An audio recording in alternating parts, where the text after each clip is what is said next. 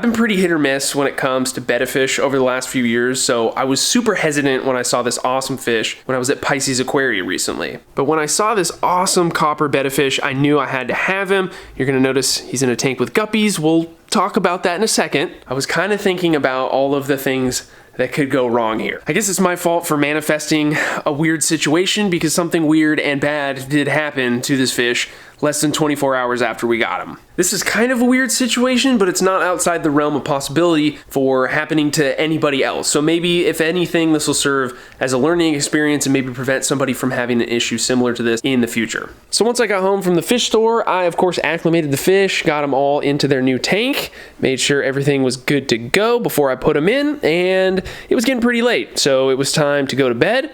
I come out the next morning, and I'm sitting at my desk doing my typical morning routine of drinking coffee and watching YouTube videos for way too long, and I look over and I notice I don't see our new copper betta fish. I had seen him a little bit earlier in the morning, like right when I came downstairs, but it had been a couple hours and wasn't sure what was going on.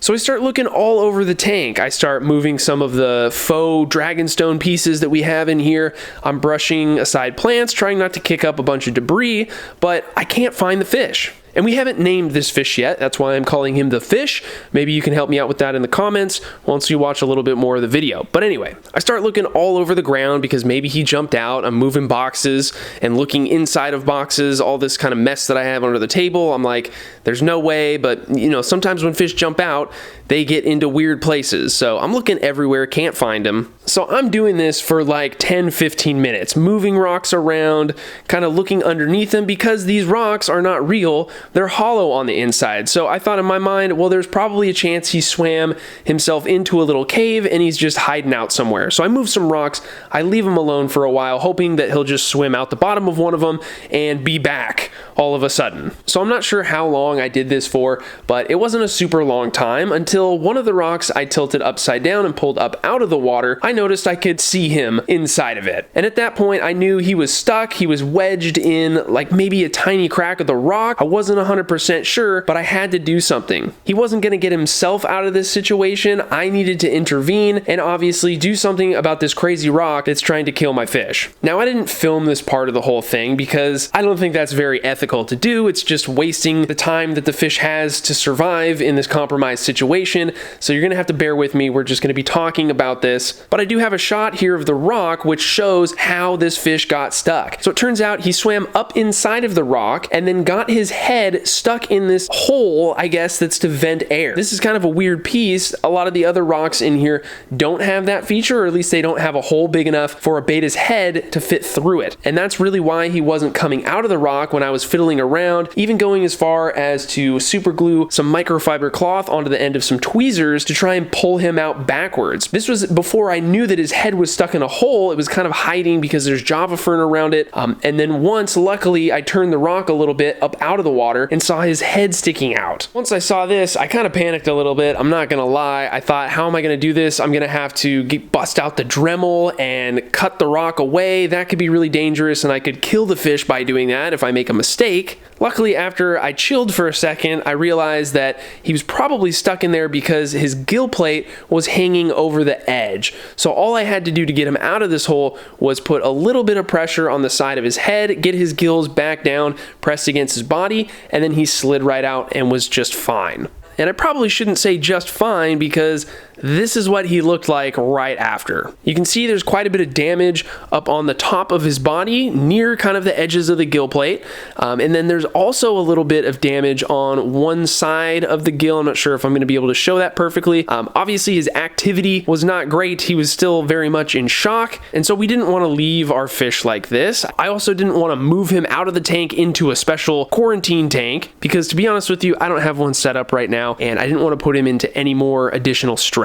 It also looked like our betta was not using his left pectoral fin, which was of concern to me at the time. I wasn't sure how damaged that was. So the best thing that we could do at this time was to medicate the tank. Luckily, we have a bunch of Maracyn, which is an antibiotic. It's kind of like a general cure additive that works against a bunch of different common fish diseases and diseases that typically happen with betta fish. By doing a course of this, it's a really good way to prevent that damage from getting infected and then causing a much bigger problem with our fish. So I just followed the instructions on the back. Like I said, luckily we had a bunch of this stuff. Fritz is a sponsor of the channel, so I have a bunch of Fritz medications laying around. This is why it's important to have this stuff on hand and not need to buy it when an emergency happens. So highly recommend you guys at least get yourself some of these general antibiotics. They're going to help you out eventually. You're going to be super glad that you have this stuff lying around. And I'll be honest, when this happened, guys, I was like, that was an entire day ruiner. It was just the fact that it happened just kind of crushed me. So we were done for that day, but we did everything we could to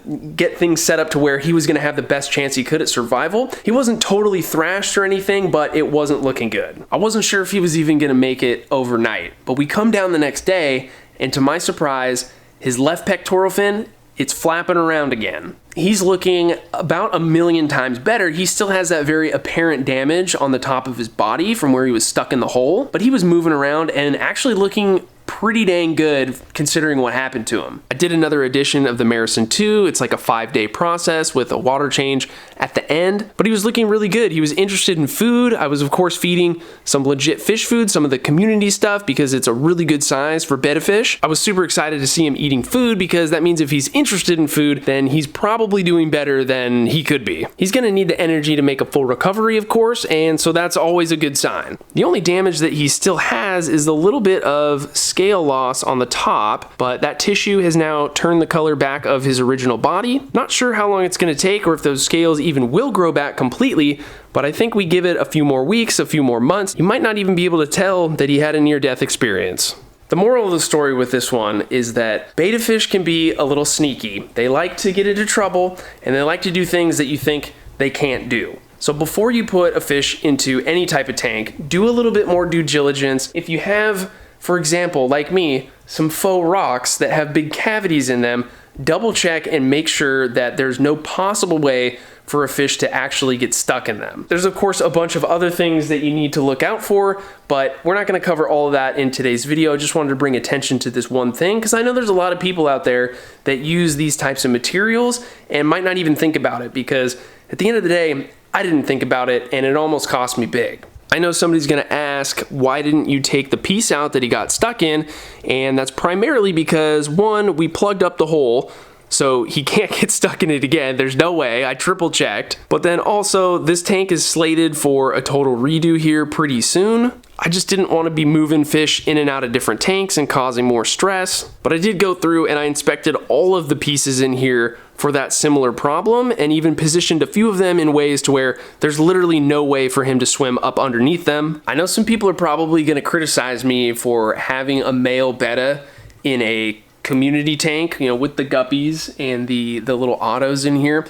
Maybe we should make a whole video about it. I think it's an important thing to just bring to light because we all know how the internet goes with these types of things. But the quick version of the story is that this is a super chill betta. He doesn't get aggressive with the guppies or the autos, and they don't get aggressive with him because that's not in their nature either. If you're new to fish keeping, you definitely don't just want to try this on a whim because you see it here. This is a big disclaimer. This is a pretty special fish. He was in a similar situation in the fish store, so that was kind of my hint that like, hey, this is a super chill fish and they do exist.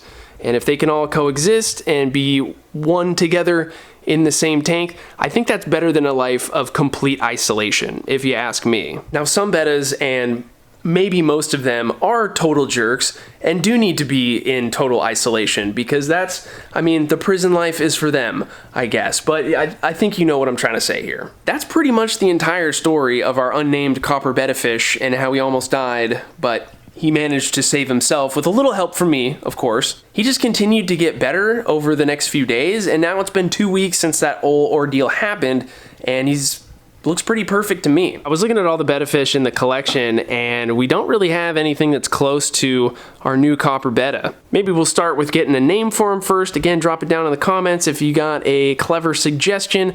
Then I'll start working on a new sticker design for a copper. I think that would be pretty cool. Thanks for watching today's video, guys. I hope you learned something new. Maybe now you have a little bit of a different strategy when it comes to helping out fish, even in general, not just betta fish. When they injure themselves physically, it can be a good idea to add those antibiotics to the tank right away, because it can really help in the long run, prevent any kind of infection from happening, and it's going to give you better odds to save your fish no matter what kind of thing happens to it. Paying extra attention to your tank, especially when you get new fish, is never a bad thing, because you can catch little mix-ups like this and hopefully get lucky enough to save the day, which we were lucky enough to be able to do this time. Thanks again for watching, guys. I think I already said that. We'll see you in the next one.